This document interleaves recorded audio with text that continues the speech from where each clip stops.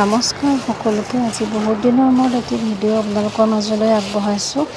আৰু এয়া ৰাতিপুৱা মই গা পা ধুই আজৰি হৈ উঠিছোঁ আৰু মানুহজন ডিউটিৰ পৰা আহিলে, তেওঁ ইয়াৰ মাংস লৈ আহিলে আৰু ৰাতিপুৱাই বনাবলৈ ষ্টাৰ্ট কৰি দিছোঁ। আৰু মানুহজন ডিউটিৰ পৰা আহিলে এনেকৈ কেতিয়াবা মাছ মাংস লৈ আহে আৰু বেছিভাগ মাছ মাংস আমি আগবেলা ভাগতে খোৱা হয়, দুপৰীয়া ৰাতি কমেই খোৱা হয়। আৰু ধুনীয়াকৈ ধুই ল'লোঁ আৰু মই ভাবিছিলোঁ আজি পনীৰ বনাম বুলি। কালি মই পনীৰ লৈ আহিছিলোঁ, মটৰো তিয়াই থৈছিলোঁ, মটৰ পনীৰ ধুনীয়াকৈ বিলাহী দি বনাম।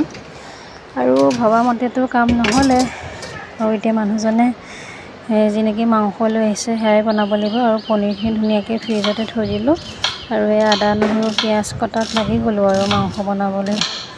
আৰু গৰমটোও বহুত বেছি পৰিছে যে, সেইটো কাৰণে মই সোনকালে বনাই থওঁ বুলি ভাবিলোঁ। আৰু এনেকৈ পাচলি কাটি মোৰ আঙুলিটো একদম কাটি গৈছে, সেইকাৰণে এনেকৈ বৰ্ডখনতে কাটিছোঁ, চপাৰখনত। আৰু ইয়াত ধুনীয়াকৈ মাংসখিনি ফ্ৰাই কৰি হৈ গ'ল মছলা দি, আৰু ইয়াত পানী দিয়াৰ সময় হৈছে।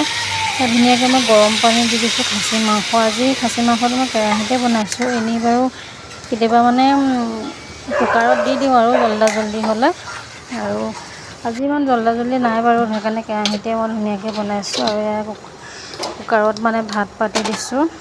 আৰু তেওঁ যে ডিউটিৰ পৰা আহিছে, নাইট ডিউটি আছিলে, আৰু তেওঁ ডিউটিৰ পৰা আহি এতিয়া ভাত পানী খাই শুব, সেইকাৰণে মই ভাতটো সোনকালে বনাই দিছোঁ। আৰু ইয়াত ধুনীয়াকৈ মই গেছটো লেতেৰা হৈ থাকিলে বেয়া পাওঁ, আৰু এনেকৈ মুচি থাকোঁ গৰম হৈ থাকোঁতেই মুচি থাকোঁ। কেতিয়াবা হাতত লাগি মোৰ আঙুলিও পুৰি যায়, তেনেও মোৰ সহ্য নহয়, লেতেৰা হৈ থাকিলে মোৰ অশান্তি লাগে, বেয়া পাওঁ।